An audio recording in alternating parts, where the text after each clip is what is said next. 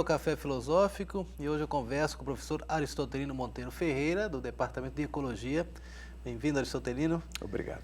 Eu acho que você já teve uma vez aqui, mas na década passada talvez. Não sei se no Café Filosófico, mas já tive várias vezes aqui na TV. Então, Aristotelino, eu vi que acho que umas 2 semanas atrás, algo assim, você apresentou alguma conferência, algumas atividades sobre um conceito que chama muita atenção e gostaria de tentar esclarecer contigo, que é essa coisa do antropoceno. Então, não sei por onde começar, porque a ideia assim, é marcar um tempo geológico, uma etapa da história da própria Terra, a partir da ação humana, né? Sem dúvida. Mas acho que você pode explicar melhor para a gente. Então, isso. Na realidade, chegou-se à conclusão de que, efetivamente, o advento da civilização humana, tá, ele foi de tal ordem, está sendo, porque estamos ainda, né, aqui no planeta fazendo a nossa obra, digamos assim, de tal ordem significativa e relevante para a história do planeta, que se resolveu, então, marcar o advento da civilização humana com um termo, com um período geológico antropoceno. Na realidade, as propostas de marcação de períodos geológicos na Terra dizem respeito às grandes alterações, as grandes modificações que ocorreram no planeta ao longo de toda a sua história, desde a formação do Sistema Solar. Então, se chegou à conclusão que o advento da civilização humana foi extremamente marcante para o planeta. E por isso, então, que agora estão com essa proposta de caracterizar o advento da civilização como um período geológico. E a ideia por detrás disso é que a civilização humana modificou completamente a face do planeta. Assim como, por exemplo, o que marcou o fim da era dos dinossauros, tá certo? Foi aquele meteoro, aquela história do meteoro, que na realidade muitas pessoas dizem que foi o meteoro que causou um grande cataclisma no planeta e que matou os dinossauros. Não foi isso. Isso foi indiretamente. O que se causou foi uma grande névoa de poeira que percorreu o planeta durante vários anos e com isso alterou a produção de fotossíntese das plantas e acabou matando os dinossauros por conta disso, de forma indireta. Então você vê, então são momentos marcantes na história do planeta e a civilização é um deles. No caso do humano, aí ele seria o próprio meteoro, né? Exatamente. A coisa de que a ação humana marque o tempo não tem nada de positivo ou de esperançador, vamos dizer assim, né? Ao contrário. Né? Quer dizer, essa questão do julgamento, tá, é uma coisa que às vezes eu tenho um pouco de cuidado, né, para dizer que a ação do homem foi extremamente deletéria. Podemos, de certo modo, inferir isso. Por exemplo, questões como poluição, como sobreexploração de animais e plantas, como extinção de espécies, né, nós vemos isso com correção como algo muito negativo, tá? Mas não temos ainda uma clareza do que vai acontecer no decorrer dessa trajetória. Será que o planeta vai acabar? Será que vamos ter uma grande bomba atômica que vai destruir o planeta? Então, não sabemos ao certo. Mas a verdade é que o ser humano ele tem definitivamente alterado completamente a face do planeta. Hoje, o planeta Terra é muito diferente do que era antes da civilização humana, inclusive com os próprios cataclismas, terremotos, vulcanismos, tectônica de placas, nada disso faz frente à ação que o ser humano impingiu sobre o planeta Terra ao longo desses, digamos, vamos colocar aí, pelo menos 15 mil anos. Né? O ser humano existe na Terra, o gênero Homo, tá? Existe na Terra há cerca de 3 milhões de anos, tá certo? Mas a espécie Sapiens, tá? Ela ocorreu em torno de 70 mil anos e foi depois do final da última era do gelo, há cerca de 15 mil anos atrás, que a gente começou esse grande empreendimento civilizatório. A Revolução Agrícola foi determinante para que o homem pudesse, então, se assentar, definitivamente ficar fixo num determinado lugar. E junto com a Revolução Agrícola, uma série de coisas aconteceram que culminou aonde nós estamos até hoje. Entendo, acho que é isso, compreendo bem o que você está colocando, mas eu lembro, por exemplo, que no começo do século, do nosso século, havia essa coisa, Al Gore fazendo uma campanha sobre acho que no documentário, Uma Verdade Bem Isso. Inconveniente, Isso, exatamente. sobre o aquecimento global e tudo Sem isso. dúvida. E ainda hoje as pessoas dizem que não é nada disso, que de certa forma sempre houve esses picos de temperatura. Como é que você vê isso? É verdade, é verdade. A Terra já experimentou várias alterações de temperatura, tá? Então, se você vê, só para você ter uma ideia, se faz estudos, porque a pergunta que se faz é o seguinte: poxa, quem foi que mediu o termômetro, a temperatura da Terra há 600 mil anos atrás, por exemplo, tá certo? Os estudos que se fazem são baseados, dentre outras coisas, em testemunhos de gelo. Eles pegam grandes colunas de gelo e fazem os estudos, tá certo? Muito bem. Então, já se mostrou que a Terra oscilou a sua temperatura durante vários períodos. Então, se poderia imaginar, nós estamos vivenciando mais um desses períodos. De certo modo, isso é correto, porque há cerca de 15 mil anos atrás, como eu estava dizendo para você, nós tivemos o final da última era do gelo.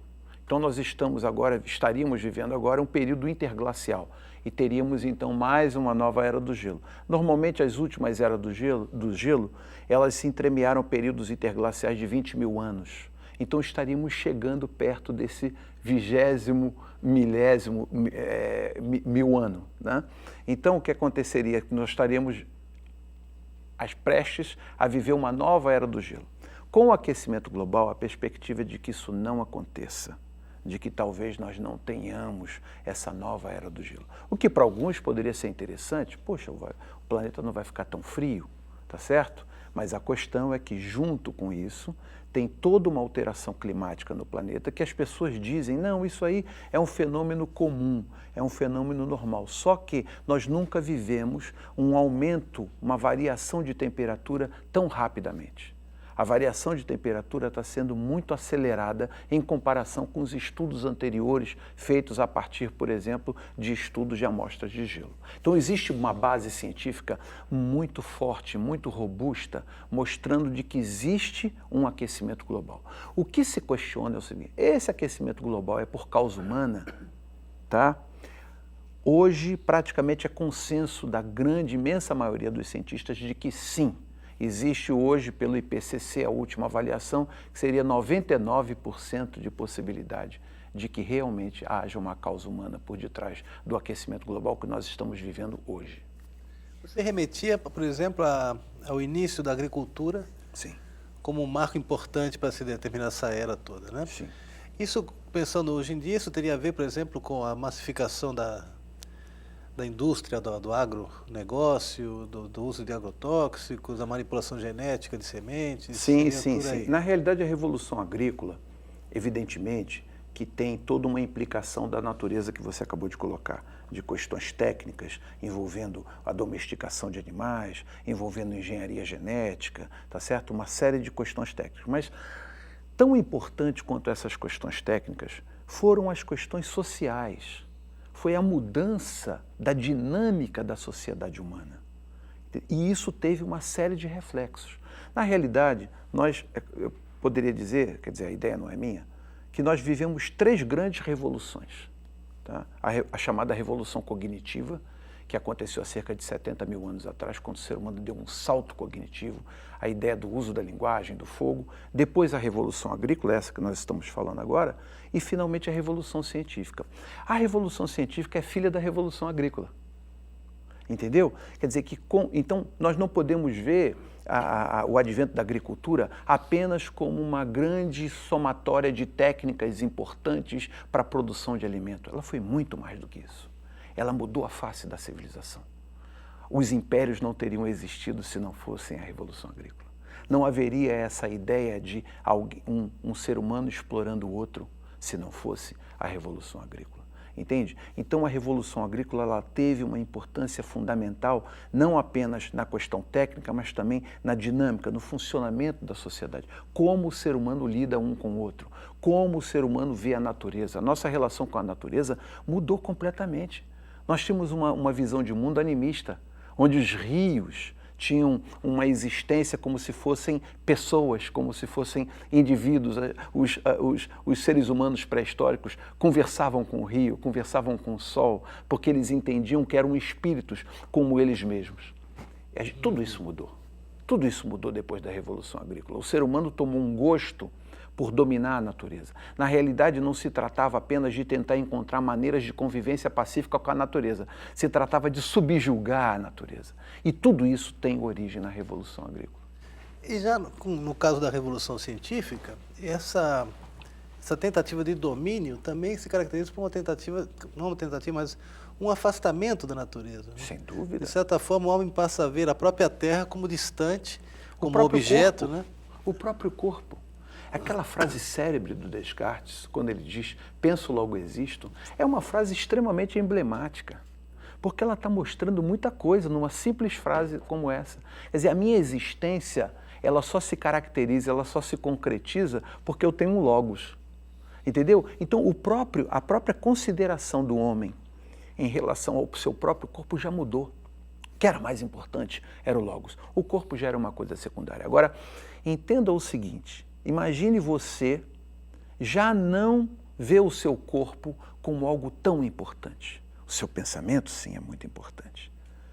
Como vai ser, então, se você já vê o seu corpo de forma assim, secundária, de forma não tão importante quanto o seu logos, imagine como você vai ver a natureza. Se o seu próprio corpo já é alguma coisa que não é tão importante, tão relevante, imagine como vai ser a sua relação com a própria natureza, entendeu? Então houve uma mudança muito grande. O advento da Revolução Científica mostrou que o homem, ele tinha uma capacidade, uma engenhosidade absurda.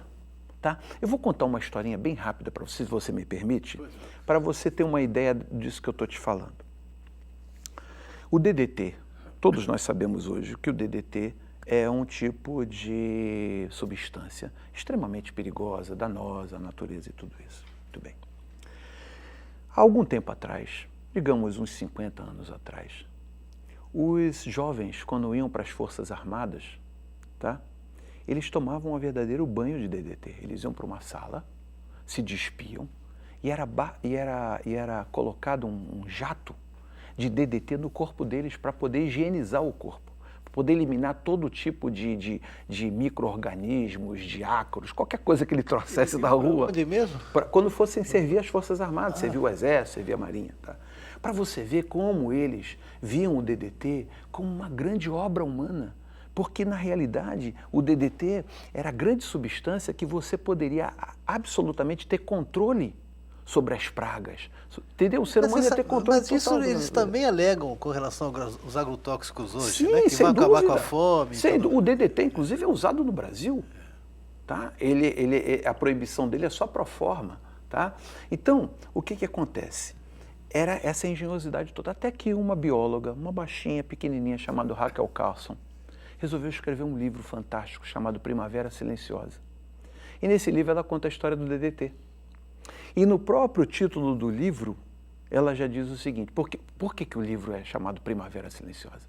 Porque ela advoga a ideia de que um dia os seres humanos iam para as florestas ou para os campos, né, passar um final de semana, fazer um piquenique, mas não escutariam o canto dos pássaros, porque os pássaros já não estariam mais vivos, mortos pelo DDT. Primavera silenciosa. Primavera silenciosa, porque não teria mais o canto dos pássaros. Na realidade, o DDT, no caso específico do livro da Rachel Carson, ele tem um problema com a casca do ovo. A casca do ovo passa a ser muito fina. Então, o ovo não consegue conter o embrião dentro dele. Tá? Por exemplo, a águia americana é o símbolo dos Estados Unidos. Você vê que os símbolos... A águia americana ia entrar em extinção. Completamente em extinção por conta do DDT. Aí fizeram todo um projeto e hoje em dia há o ressurgimento da águia americana. Então, o que aconteceu nessa época? A indústria química, tá? A grande, toda poderosa, foi para cima da nossa baixinha Rachel Carson e aquele livro que tinha sido vendido com poucos 1000 exemplares acabou se tornando um grande best-seller mundial. Tá? Ela conseguiu ganhar a batalha e essa foi uma das coisas que aconteceram no final da década de 50 e no início da década de 60 que movimentou o mundo, que o mundo passou a olhar o grande desenvolvimento humano, o grande conhecimento humano, a grande tecnologia humana como algo que também era perigoso. Porque até então estava tudo dando certo, tudo começou com Newton. Newton fazia as coisas maravilhosas e tudo balística, acústica, ótica, tudo perfeito. É um pouco essa imagem que a própria energia nuclear produz também, né? A questão é saber usá-la, né? Para fins pacíficos ou então para fins bélicos, mas o importante é que está na nossa mão saber usar. Mas é uma falácia isso também, né? Porque na realidade nós temos que entender o progresso de forma muito crítica, né? Porque ao mesmo tempo que a tecnologia está aí, né, para facilitar a vida do ser humano, para aumentar as suas capacidades, por exemplo, um óculos aumenta a minha capacidade de visão, um computador aumenta a minha capacidade de armazenamento de informação. Então isso é importante, é interessante. Entretanto, nós temos que ver os resultados paralelos de todo esse acontecimento tecnológico. O que nós estamos fazendo, por exemplo, com os recursos naturais? Que, aliás, a palavra recurso eu não gosto nem um pouco de usar. Eu prefiro usar patrimônio natural, né? Dar uma importância maior à natureza. O que nós estamos fazendo, por exemplo, com a nossa atmosfera, com os nossos mares? Outro dia se descobriu uma ilha de dejetos, uma ilha de plástico, uma ilha de lixo em pleno Oceano Pacífico, entendeu? Então, todos esses fenômenos precisam ser olhados. Nós temos que... Eu não sou contra o progresso, eu não sou contra a tecnologia, eu sou contra que nós não tenhamos alternativas para os subprodutos dessa tecnologia, para as poluições, para o exaurimento de recursos que nós estamos impingindo no planeta. Essa que é o grande foco que a gente tem que ter para poder ordenar melhor esse progresso. Aí eu te pergunto, Aristóteles, por exemplo, tecnologias e energias limpas. Sim.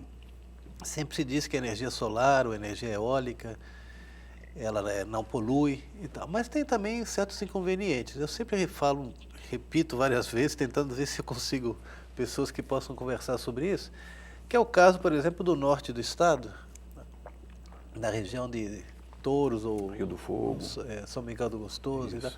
onde tem centenas de... Então você fala, bom, o problema é o instrumento. Ora, o instrumento antigamente era um moinho de vento. Hoje esse instrumento que está lá, aqueles aerogeradores, são coisas muito diferentes, né? E no entanto os dois estão ao sabor do vento, aparentemente. Bom, esse é um caso típico de que a tecnologia diz, ela é neutra, é uma energia limpa, mas também traz graves problemas, né? Como é que você vê isso? Então veja bem. A questão da energia é uma questão importante. Por quê? Porque hoje em dia se fala muito de sustentabilidade, né? Então, energia limpa. Mas a questão de fundo não está no fato de você produzir energia barata ou energia limpa. A questão é o seguinte: qual é a função dessa energia? A civilização está sendo nós somos um grande buraco negro de energia. Vou te dar um exemplo bem interessante. Protocolo de Kyoto e Protocolo de Montreal, tá? O Protocolo de Montreal ele foi criado para resolver o problema da camada de ozônio, tá? Então nós temos na estratosfera o O3 que barra os raios solares, os ultravioletas, tá certo? E inclusive propiciaram a vida na Terra, a história da vida na Terra, porque nós passamos a ter uma barreira que impedia que o ultravioleta dificultasse a vida na Terra. Muito bem. O Protocolo de Montreal foi um sucesso. Hoje em dia nós estamos recuperando a camada de ozônio, tá certo? Aí vamos para o Protocolo de Kyoto. O Protocolo de Kyoto teve a mesma ideia. Vamos diminuir as emissões de gases estufa. Enquanto que o Protocolo de Montreal, vamos diminuir a emissão de gases freon, que são os gases que tem nas geladeiras e tudo, que deteriora a camada de ozônio. No caso do Protocolo de Kyoto, a mesma coisa, só que era com CO2, os gases estufa, essa discussão toda que todos nós conhecemos de alguma forma. Foi um redundante fracasso. Por quê? Por que o Protocolo de Kyoto deu tudo, o Protocolo de Montreal deu tudo certo e o Protocolo de Kyoto deu tudo errado? Porque nos dois, tanto no de Montreal quanto de Kyoto, o que se falava era substituição ou evitar de se emitir uma determinada substância. Só que a substância em questão no Protocolo de Montreal era o gás freon. E o que se fez? Se encontrou uma alternativa técnica para substituir esse gás. Então o ser humano não modificou nada. Ele encontrou uma solução técnica para viabilizar. Mas no caso do petróleo, o que vai ser? Exatamente. Então a verdade, e aí eu volto à história da energia, que foi a sua pergunta inicial. A questão é a seguinte, o ser humano não quer abrir mão do seu modo de viver. Não quer abrir mão da sua sanha consumidora. Entendeu? Então quando se fala de energia alternativa e tudo isso, se esquece a questão de fundo, que é uma sociedade extremamente perdulária, extremamente desperdiçante de energia, entendeu? Então, eu acho que essa questão tá colocada de uma forma equivocada. Nós não queremos abrir mão do nosso modo de viver. Nós queremos continuar consumindo muito.